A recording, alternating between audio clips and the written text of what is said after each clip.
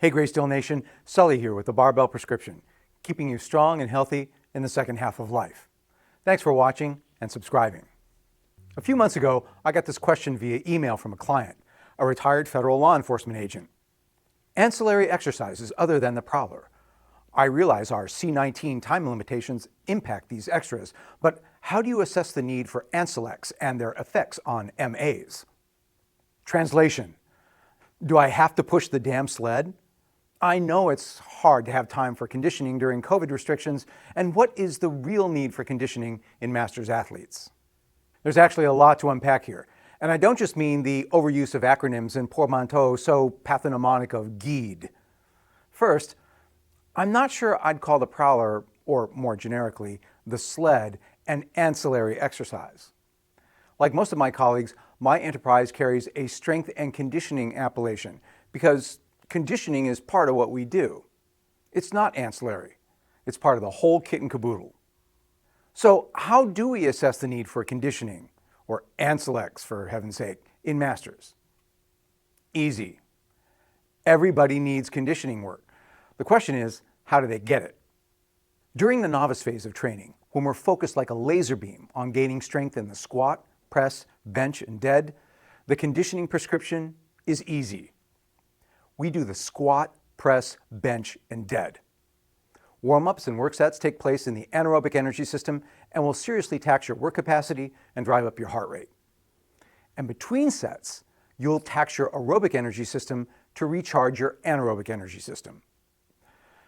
Deconditioned and sedentary masters will improve their stamina and aerobic metabolism just by warming up and doing work sets at ever-increasing loads with these exercises.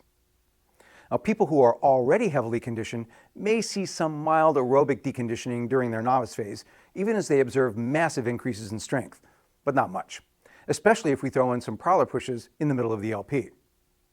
But what to do when the LP is drawing to a close and the conditioning benefits of just lifting are starting to pay diminishing returns?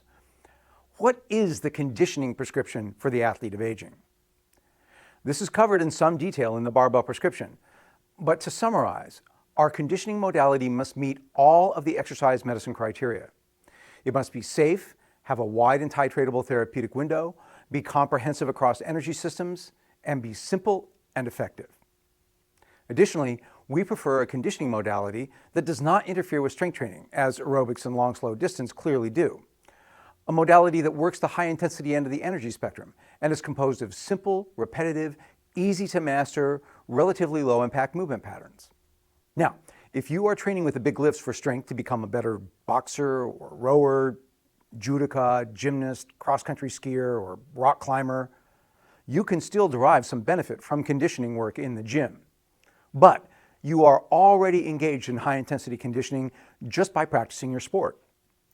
These mixed anaerobic-aerobic activities condition athletes well, for the event and for life.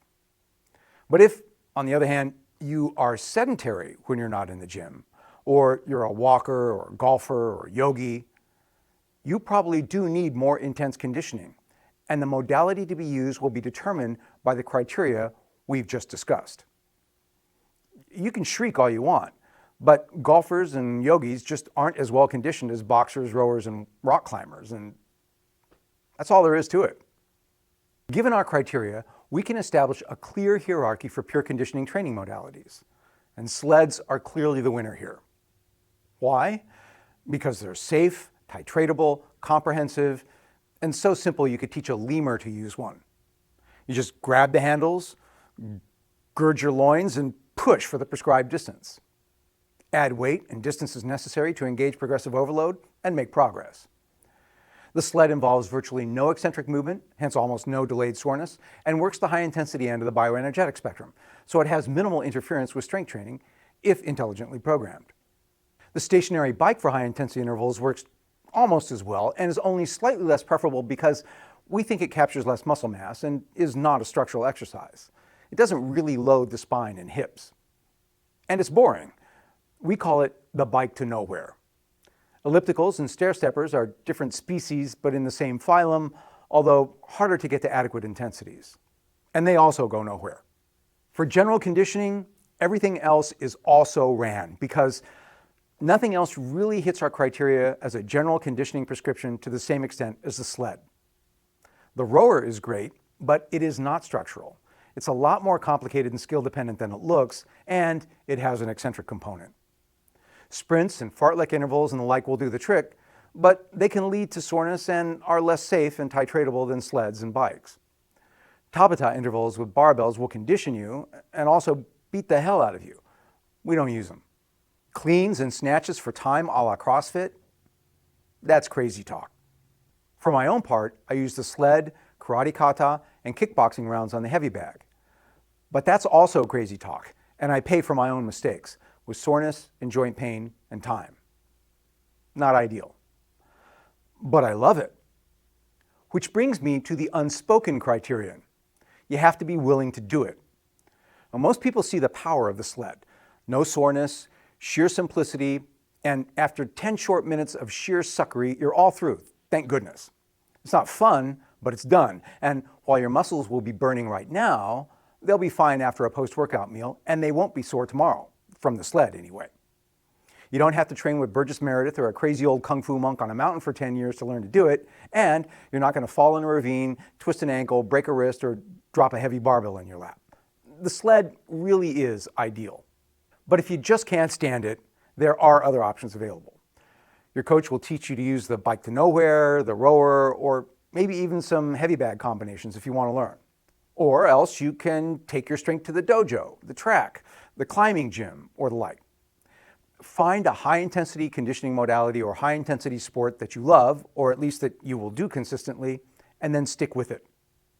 Then you'll have the entire package, a complete exercise prescription for aging, a program of strength and conditioning that will make you stronger, more useful, and harder to break.